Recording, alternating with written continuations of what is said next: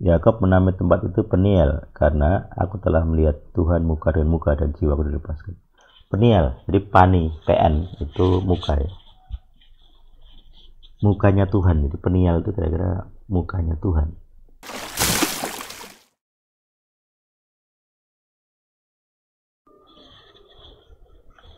Shalom Aleichem, kali ini kita ke Trend Lesson Diary. Kita sudah sampai di pasal 32 Kejadian. Yakub meneruskan perjalanannya dan malaikat-malaikat Tuhan bertemu dengannya. Ketika dia melihat mereka, Yakub berkata, "Inilah perkemahan Tuhan." Maka dia menyebut nama tempat itu Mahanaim. Kemudian Yakub menyuruh para utusan ada di depannya kepada Esau kakaknya ke tanah Seir di padang Edom. Dia mau bertemu Esau gitu ya. Ini perjanjian dipukul bahaya nih. Dia memberi perintah kepada mereka dengan berkata, "Beginilah harus kamu katakan kepada tuanku, kepada Esau. Demikianlah hambamu Yakub mengatakan, aku telah menumpang bersama Laban dan telah menetap sampai sekarang. Padaku ada lembu jantan dan keledai jantan, kawanan domba dan budak, dan hamba perempuan.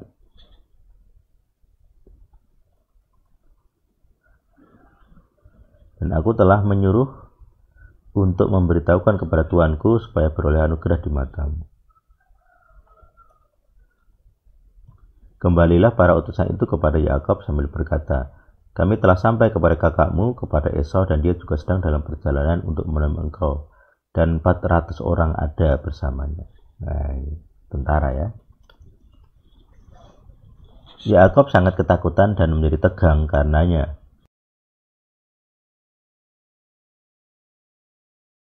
Dia membagi orang-orang yang bersamanya, kawanan domba,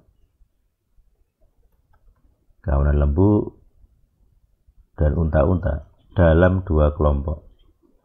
Lalu ia berkata, apabila Esau mendatangi kelompok yang satu dan mengalahkannya, maka masih ada kelompok yang tertinggal sebagai pelarian. Yakub berkata, "Ya Tuhan leluhurku Abraham dan Tuhan bapakku,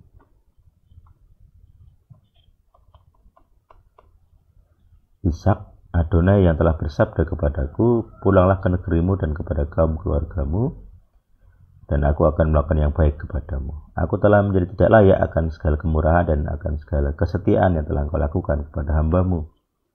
Karena dengan sebatang tongkat aku telah menyeberangi sungai Yordan ini, tetapi sekarang aku telah menjadi 2 kelompok.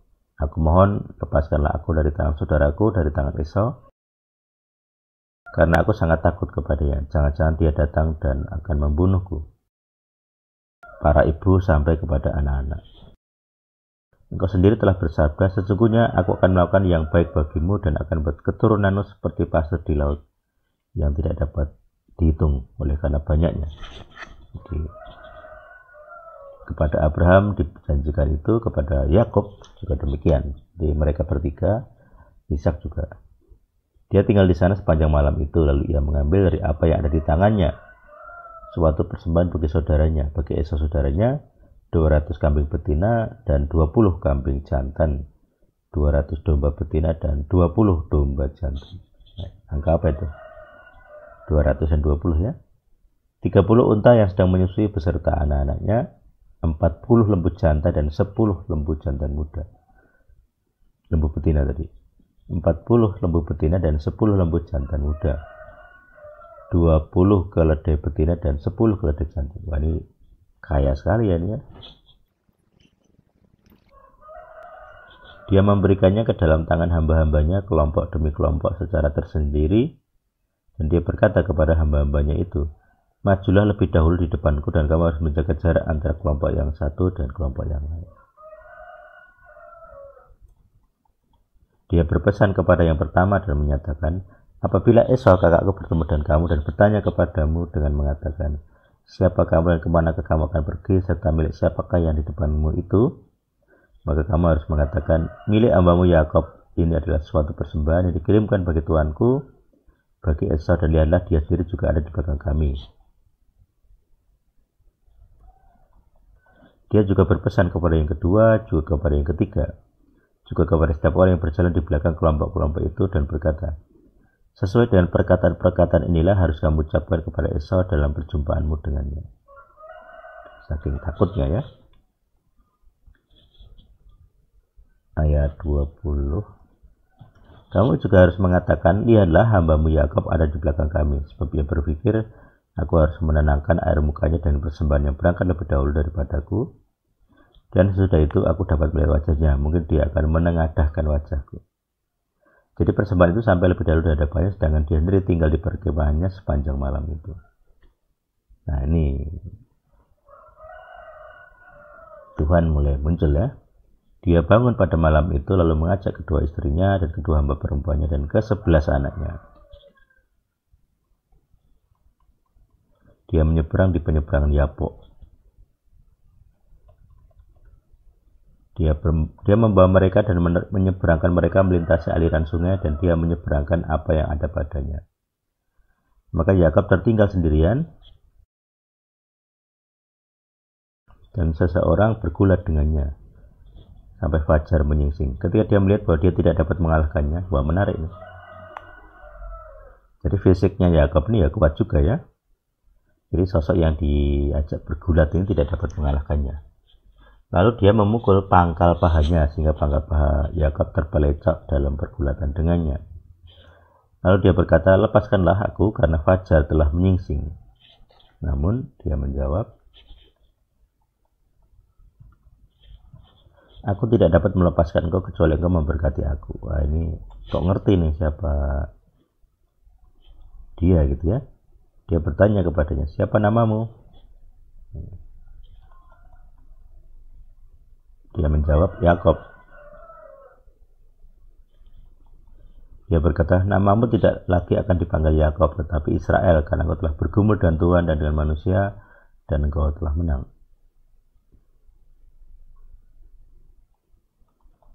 Yakub bertanya dan berkata, aku mohon katakanlah namamu. Nah ini kenapa tidak ngomong nama ya? Namun dia berkata, mengapa engkau menanyakan mengenai namaku ini? Lalu dia memberkatinya. Nah ini menarik, kenapa dia tidak mau ngomong nama ya? Yakub menamai tempat itu Peniel, karena aku telah melihat Tuhan muka dengan muka dan jiwaku dilepaskan. Peniel, jadi pani, PN, itu muka ya. Mukanya Tuhan, jadi Peniel itu kira-kira mukanya Tuhan. Matahari terbit atasnya, nah, pada saat ia melewati Peniel dan dia menjadi pincang pada pangkal paha. Oleh karena itulah sampai sekarang ini Bani Israel tidak makan urat paha yang ada pada pangkal paha, karena dia telah memukul pangkal paha Yakub pada otot pahanya. Nah, jadi ketakutan Yakub tentang Esau ya beralasan gitu ya, karena dia sudah mencuri berkatnya, berkat kesulungan. Dia benar-benar ketakutan sampai merancang kelompok-kelompok itu gitu ya. Nah ini menarik, dalam kondisi itu ada sosok ketuhanan yang hadir gitu ya, dan dia berwujud fisik. Sosok ketuhanan ini berwujud fisik, bisa disentuh ya, bergulat artinya dia kayak orang ya gelut gitu ya, saling memukul gitu. Terus dia tidak dapat lepas dari situ ya, jadi mungkin si orang itu mau pergi gitu dan dia menahan-nahan gitu ya, terus dipukullah pangkal paha. Itu simbol, saya rasa main simbol itu ya. Jadi dia yang kuat karena bisa menahan pergi gitu ya, begitu dipukul dia jadi lemah gitu, fisiknya pincang. Nah, tadi makanya di ayat 31 kan pincang. Pincang itu ya simbol dia ini ini jadi topik tersendiri nanti. Kebanggaan lahiriahnya. Dia memiliki kebanggaan lahiriah. Jasmaninya kuat, tubuhnya kuat. Dia juga lihai atau apa ya, penuh muslihat gitu. dia membuat muslihat dengan kelompok-kelompok itu ya, supaya kalau nanti satu mati, satunya masih selamat. Itu kan muslihat. Tapi di sini Tuhan merubah ya isi hati Esau gitu. Mungkin Esau juga marah karena sudah pernah dituliskan berniat membunuh gitu ya. Tapi begitu kondisi sekarang, setelah ada ketuhanan yang hadir, dia berubah, Esau berubah, bersedia mengampuni, berdamai. Jadi ini kesimpulannya, Tuhan hadir di dalam masa-masa kelam, masa-masa ketakutan. Jadi kalau orang yang punya perjanjian dengan Tuhan, Tuhan akan hadir. Dan let go-nya orang tidak perlu khawatir dan menyiapkan banyak muslihat. Jadi seringkali orang-orang yang terbiasa dengan perencanaan misalnya, ketika Tuhan hadir dan membuat tindakan gitu ya, jadi seakan-akan tidak perlu direncanakan. Jadi kalau Tuhan sudah intervensi, rencana kita harus direlakan. Sudah jangan tergantung kepada perencanaan. Nah itu bergantung kepada Tuhan tuh begitu ya kayaknya. Jadi sejak PL bergantung kepada Tuhan dan keputusan-keputusannya itu sudah ada. Contohnya di sini Yakub. Jadi dia tidak banyak fungsinya itu ya. Rencananya untuk membagi-bagi kelompok itu tidak banyak fungsinya. Tidak berhasil sebenarnya. Berhasil ya Tuhan sendiri yang hadir memberkati dan dikatakan dia Israel gitu ya, seorang pria yang telah membuat Tuhan berpaling kepadanya. Semoga kita adalah juga orang yang membuat Tuhan berpaling kepada kita. Amin.